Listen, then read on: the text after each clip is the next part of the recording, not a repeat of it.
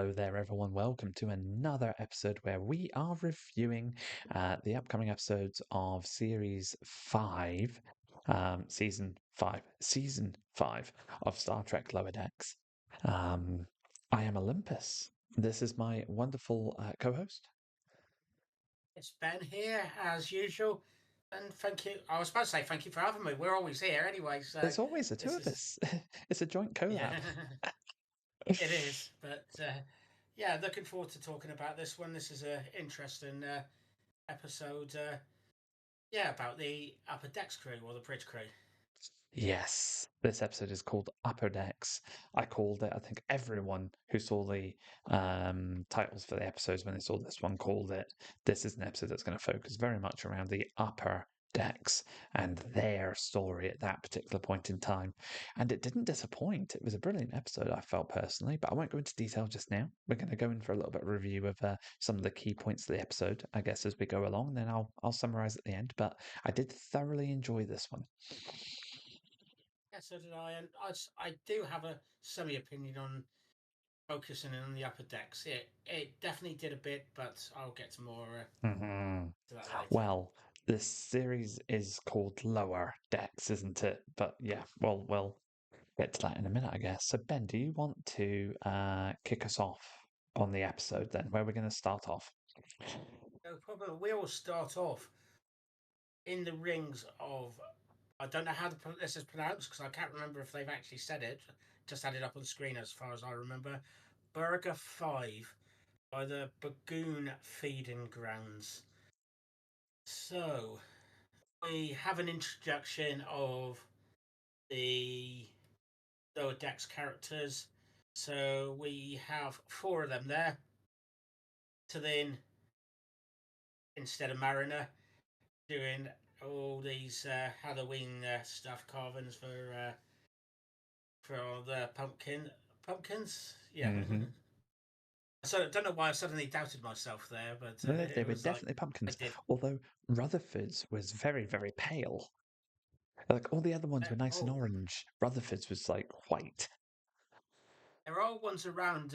I work in a I work for Marks and Spencers in the UK, so anybody in the UK know where I'm on about.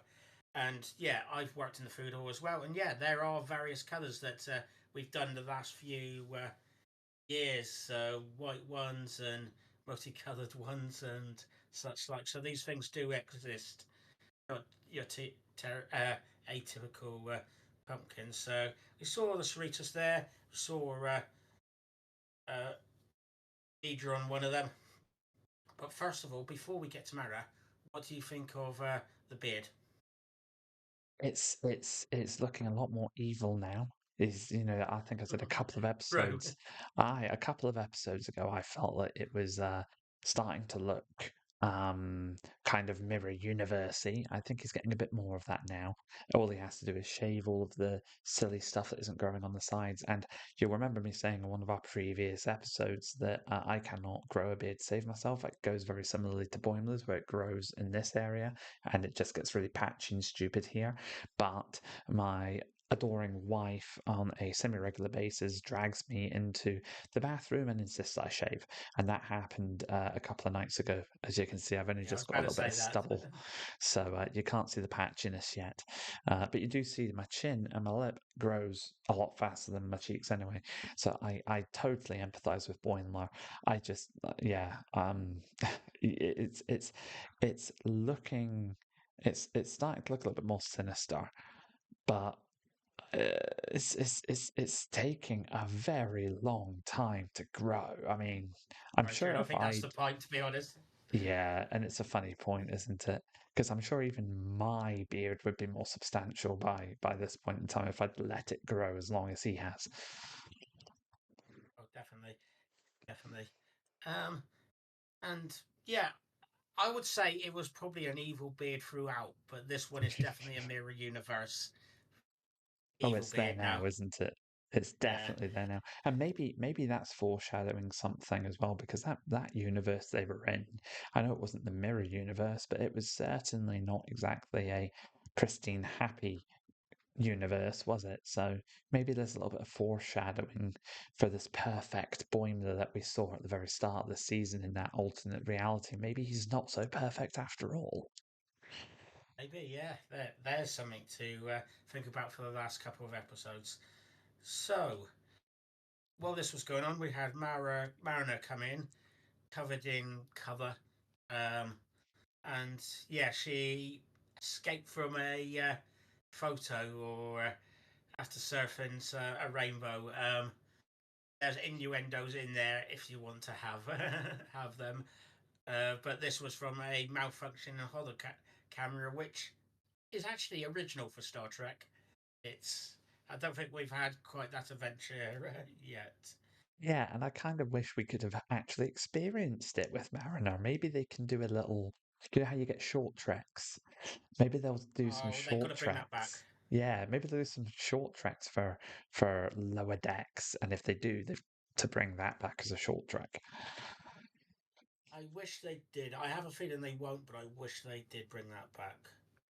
So this is leading into them saying the adventures always surround us, unlike Janeway and Kirk and Cisco, where it's everything surrounds them when the story comes.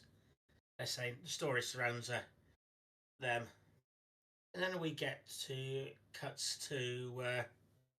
Well, it's not, sort of cuts to. It's in the same scene where you see Boimler. Is it Boimler and Tindy, or is it? Can't remember if it's Boimler and Tendi or not. Oh, I can't remember now. But anyway, cuts to the captain. They're planning their day, going such a busy day, and have it saying, and then you see, I believe it's before the break. You have them cut into going, oh, the story always surrounds us. Uh, Yes, it was a lovely parallel that you saw there, and that's the overall purpose of this episode. At least that's what I'm taking away from it. It's showing that actually the the drama and the events and all of this amazing, crazy stuff that we always see happening in the other Star Trek series to the main bridge crew. That stuff is still happening to the Cerritos bridge crew. We just see none of it because our stories are focusing on all the weird and wonderful mootsie that's going on with the lower deckers. I took that as the overall sort of message from the episode, which was very funny and very, very nice. And yeah, they did that flip and that mirroring of messaging in that very, very close sequence. Very, very nice. so the after the intro scene, you have them in the ready room. When I say them, the bridge crew, Yep. or bridge crew, or the upper deckers, as I think I might call them now. Um, and they're having the team brief like you would do on the various other shows, Hmm. going through various things. There is the keep me right. I'll let you keep me right here. So, what was the first thing we kicked off with? Because oh no, it was uh, Officer Ensign Barnes, I believe, or Lieutenant Barnes, So who had de-evolved and re-evolved. yeah, Talk about that. you had the at the same time actually it was a devolution and an evolution combined that happened to Barnes. And that's I'm gonna call this here. It's been a couple of days since I watched the episode. Um, we're a bit delayed actually. Everyone I forgot to mention this at the start, but we're a little bit delayed getting this out because I was traveling with work for the second half last week. So it was several days ago I actually How watched the dare you? episode. And no, right? Imagine I have to actually go and do work things. But I that know. means that some of the stuff we talk about might not be in sequence because we're talking from a couple of days ago. But yeah, you now that that caveat's done, yeah, you've had Barnes who both de-evolved and evolved at the same time. Um, so it's like super smart caveman who's scared of fire. But she was in the process of getting better by that point. So you had that thing that happened, and the story then follows elements of that through the rest of the episode, which is quite nice. You had geez, I can't remember what else was You actually Doctor happening. yeah, Doctor Tana's getting not quite reprimanded, but mentioning her pain Pain relief stuff, management. Her pain management management. stuff. So she needs to sort that out, which is going to be a running theme for her story line there. We had Shax uh, going talking about the is it the clackers clip or whatever you call it, the clickers being around, but they're going to be mostly harmless. Oh, It so was we think. the insectoid species that we see Yeah, later on in the episode. He mentioned something going on with yeah, them. yeah, Ironically, they turn out to be quite a problem. yeah, and yeah, saying they they they for some reason don't like being people being nice to them. Um, and then he says he has to relieve himself duty and have their sudden day off. At the time, I thought that's suspicious. Nobody's going chasing after him making this story, but that's for the story to happen later. I And suppose. yeah, and he does mention in the mess hall later on what it's all about to the others around him, which tells you that they already know this has been going on with him anyway. So probably why it wasn't too much of of a sort of eyebrow raiser for the crew. I do agree at the point at that moment, and I guess they meant that on purpose. It was a bit of a okay, Yeah, whatever. but sometimes it is a Star Trek thing when it's like they say, "I just need to really leave," and they don't give a reason. It's like everybody else trusts that they're going to be honest or tell the truth. Indeed. And there was I forgot what they're called, but there was one other things from Chief Engineer, which was that all the stone things that go above the bridge or whatever all sorted out, and they were going to give an explanation for that. And it's like Captain Freeman went, "That's all right. I trust your judgment. Thank you." And It's because she's on a typical. bit of a Yeah, it's a typical engineer thing, though. Engineers are very detail oriented, and I mean real world engineers as well. Super detail oriented and want to always explain what they've done. Anyone who's not an engineer won't grasp three quarters what they're talking about. So it's just like, yeah, that's fine. I trust you. You got it fixed. Happy days. Thank you very much. Moving on. The end. So I got a good chuckle out of that. yeah. To be honest, I'm a bit of an over explainer myself, even though I'm not an engineer. I am. Yeah, I suppose over explanation over explain a lot as well.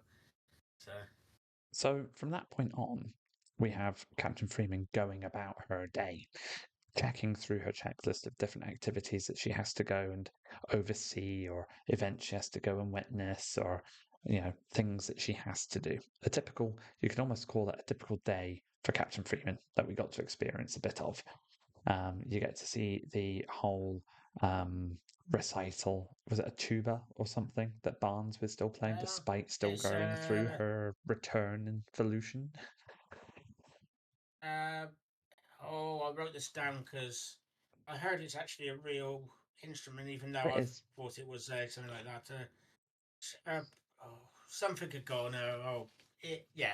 Anyway, it was a musical instrument, It so was a brass she went instrument, there. and she couldn't quite play it properly because of her very, very forward protruding brow.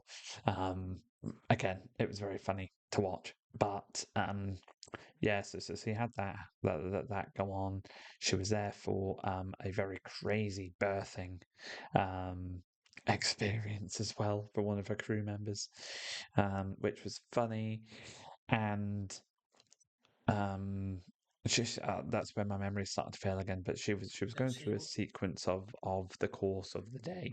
it, yeah, and she had a guy who put in his life or experiences into poetry and saying, and people get catching him on the holodeck doing things that maybe not appropriate. That's the one. That's the one. I knew I was missing one thing. Meanwhile, Yeah. you've got Shax settling himself down and meditating to basically take his, it's not his cut trap. What do the Bajorans call their spirit? Is it their car? Um, What's their par? Pa, thank you. No, I was close. Sorry, DS9ers. I probably butchered that and you're all hating me right now. But to separate his Pa from his body to deal with this vision that he's being tackled with. And then you've also, while that's going on, got to Anna convincing uh, her. Oh, I've lost the term. Nurse, I believe. Yeah, Nurse Westlake. It was Nurse Westlake, which Yeah. was lovely to see Nurse Westlake back properly after season one, episode one. I'm not sure if Westlake has been in future episodes or not, but as soon as she mentioned the name, I was like, "It's you from episode one of season one. That's great." So glad to see Westlake's return, but convincing Westlake to strap her up and have her experience as much pain as possible because apparently her pain management is so awful. And then, whilst that's happening as well, you've got the main engineering going down. So Billups has done all this retrofitting over the years, and it turns out that all that retrofitting without actually de retrofitting it afterwards actually could result in some pretty bad stuff happening, like overloads, which is exactly what was starting to boil down. So he evacuates main engineering, has one person left behind with them. Basically, he's like, right, this is your moment to shine, kind of thing. Let's get involved. You said you wanted some excitement, and the pair of them are trying to fix main engineering. So you've really got those different elements that all run parallel to each other throughout the course of the episode, which is. We're also missing one others as well. Am I? Oh, hang on a minute. So I've Yes. got main engineering, I've got Anna, I've got um the um yeah, I'm missing Zax. something. Yeah, Zax. And yeah, Captain Freeman. Yeah, Captain Freeman. What am I missing? Certain First Officer. A certain First Officer. Oh yes, of course I am. Of course I am. Ransom has the alpha and beta shifters, I think it is. Um Oh, I think it might have been Beta and Delta, but Might be Bay and Delta shifters, but he's got them down in the, I think it's one of the cargo bays, trying to get one of these aliens from, like alien creatures from outside into the shuttle bay so that the scientists that they had coming on board could examine it properly. And that's just going all haywire and all over the place very quickly too. So sorry, so that's what 4 or 5 different, very short stories, but all going on at the same time. And again, I just feel like really brings to life the fact that you know all this exciting stuff that you see happening in the Bridge Crew with other series, it's still happening in Lower Decks as well. We just don't see all of it. very true. Very true. And I suppose leading on from uh Commander, is it Commander? It is Commander, isn't it? The Ransom. Yeah, yeah, it's Commander Was it Ransom. Lieutenant Commander? No, no, Lieutenant no, it's Commander. I command. don't know if it. No, he's a Yeah, first that's officer. fine. He's full commander pips. Yeah, no, that's right. I suddenly had a mind blank whether he was like a lieutenant commander, but no, that's fine. Um, he, if that war was going on, how the hell he did it? I think it's probably by luck, personally. Managed to get them to work together, and you had when they all these insects were going around knocking off one of the corner eyes of the alien there, which I forgot their race, but first one we saw was in DS9 was the president of. Can't remember if it was the president of Earth or the president of Federation. I think the Federation. Um, and it has that icon knocked, and you have that interact with the captain's story, where she stops him and goes, "You okay there, ambassador? Was it ambassador? No, Oh, it was. my notes are in I'm gonna. professor. Yeah, Professor. Yeah. And then it suddenly reveals I'm glad this is in cartoon form because it would have been gruesome seeing all those parts for including an eye. But having a word, turning into the clickers there, and they had a bit of a battle with, including Barnes saving the captain, having a attacking a lot of them, and Tiana at one stage jumping on one of them, and Axe Nurse taking out about Westlake. 6 of them. Yeah, and to be honest, he's the only one that didn't have assistance from a junior officer Yep. in this. But then, you know, Oh, he's a Bajoran from the Resistance, isn't he? He's meant to be this unstoppable force. yeah, yeah. So I'll make a note of that, and yeah, and Nurse Westlake's finished like scene over their thing, and then they cut the next part. So any thoughts on that bit? I know No, you've said no, a little not bit too there. much. It was, I just loved how they had all of the stories sort of interconnect together at one point. And they've done this with a few episodes across Lower Decks when you've got multiple arcs going on. Most of them do interconnect at least once and then go off in their separate ways again. So I like how they did that with this. It's a good storytelling mechanic. It seems to work well for the series. Yeah, I would say it's apart from the engineering, which seemed reasonably self-contained, but Yeah, it was. I mean, there was one of those Killikilly things. In I just called them Killix, like at Star Wars: The Old Republic. You know who I mean, though. They do I remind me do, of the yeah. Killix. So you see one of them in engineering at one point.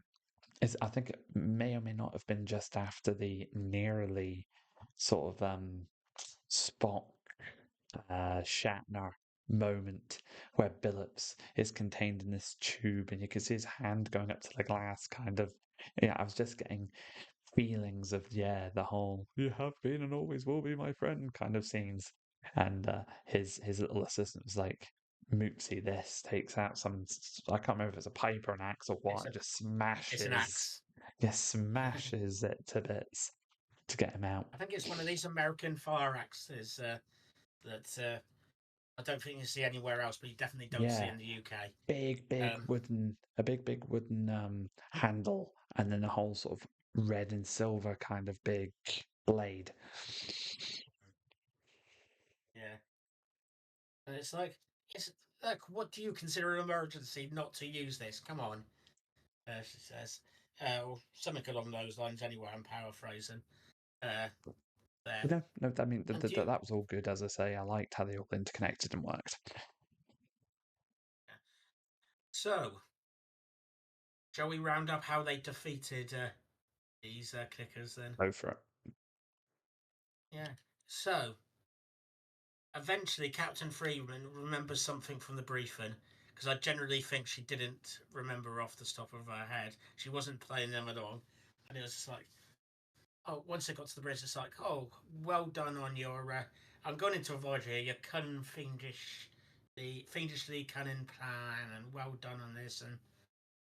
And basically, they after being really nice to them, and you had her assistant put in. I don't think they call them yeomans anymore, but their assistant. He put it over the tannoids for them all to hear. So that got beamed away, and the captain was like, "Oh, you always got to remember what happens in the morning briefing." And um, from my opinion, this was actually the lower decks saving the day. Because apart from the sax doing his thing accidentally, this is. I think if it wasn't for the lower decks characters, this wouldn't be a success or victory. And I Yeah, you're suppose right. Captain Freeman, yeah, doing a very little bit and suddenly, eventually remembering something from the briefing. Eventually, yeah, it was all the lower decks characters winning the day, Was it basically. was, and again, Yeah, gives that message that the upper deckers don't.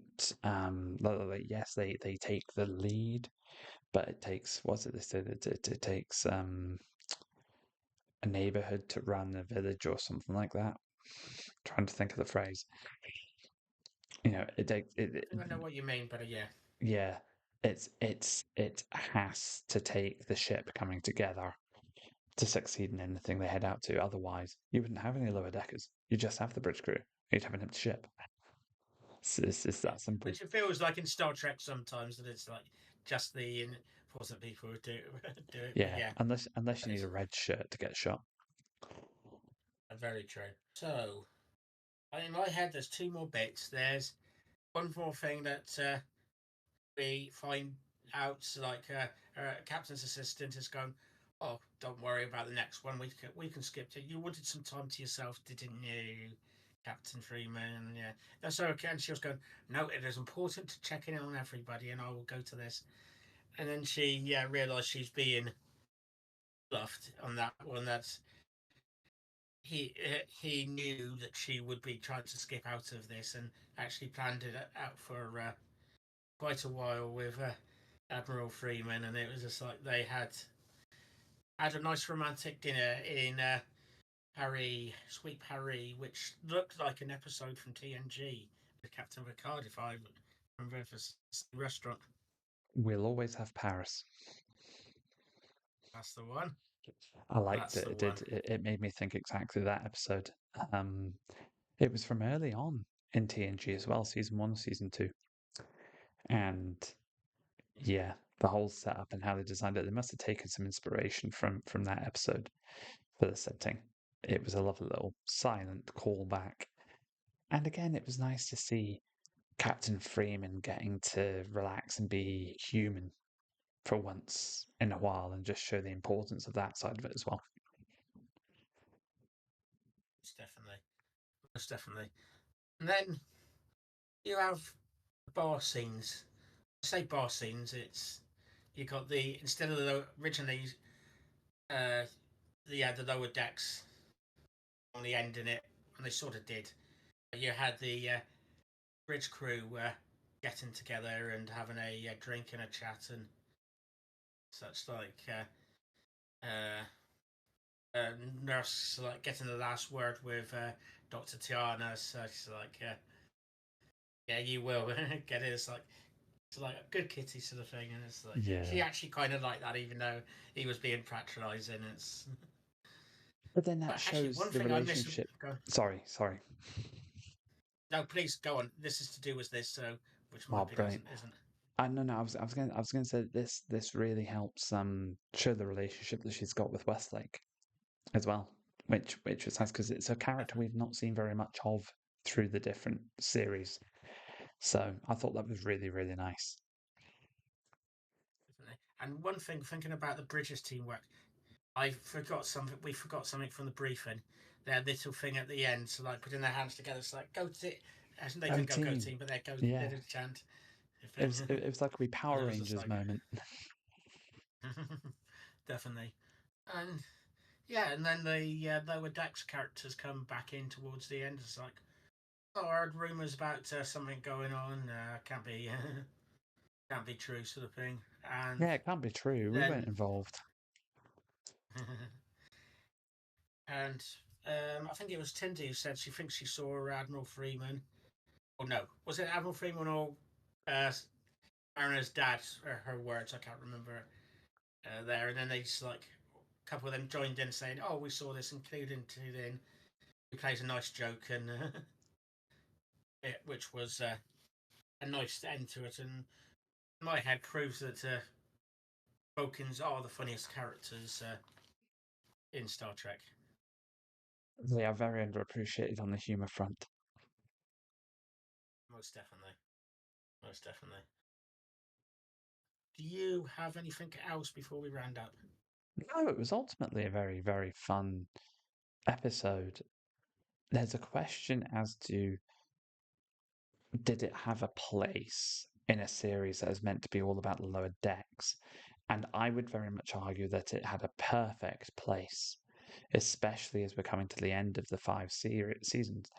Because, to a point you made earlier on, it actually, as much as the story is focusing on the upper deckers, without the lower deckers' involvement in the majority of those sort of mini arcs that were going on through the episode, they would not have succeeded and things would have gone horribly wrong. So it was still showcasing the importance of the lower decks, even though the main focus wasn't them. So I still Yeah, think it held true to what the show itself is meant to be about. But then there's a bigger point I would make around the most of season 4 and all of season 5 so far, that you've got our lovable lower deckers who, for the last season at least, have actually been spending a lot of their time on the bridge and on away missions with the main bridge crew. So it definitely feels like we've left lower decks territory in the last 3/4 of a season, probably a season and a bit. yeah. For me, that is maybe some of the reason why it's getting to the end, and this Mm-hmm. is them graduating up through the positions, and this will be for the end. I know we can jump into other Dex characters, sort of like we did today. Is there a place for upper Dex characters? Yeah, I think it is. As long as it at one stage during the season, the whole arc of seasons through those series, I would say, yeah, we were probably going to them a bit too much, but I think it was worked out and it worked well for this episode, and I Mm-hmm. kind of enjoyed it. Okay, maybe it's a bit late on in the series because we're not really having much to do with the main plot line of the series, but we still got, I think, 2 more episodes to go through. So there we are. So to me, yeah, this is I like a do version. I think I've said it regarding DS9. I like it when they've got like a big overall story, but they find time to do other little stories on the side. Yeah, I do agree. I feel like this could have maybe been a little bit earlier on in the season. I mean, we're up to, you know, 2 episodes remaining of Lower Decks, and I don't see how they're going to wrap up this larger story that has been hinted at throughout most of the episodes very, very well in the space of 2 very short episodes. I mean, they're not even 30 minutes long. It'll be interesting to see what they do. I'm just hoping for a really, really good send off for all of these absolutely phenomenal characters because they deserve it. They deserve nothing less. And I'm starting to Definitely, worry definitely. whether they're going to get that or not. I'm not quite as worried because I'm just playing along with the story and just enjoying it. But I know what you mean.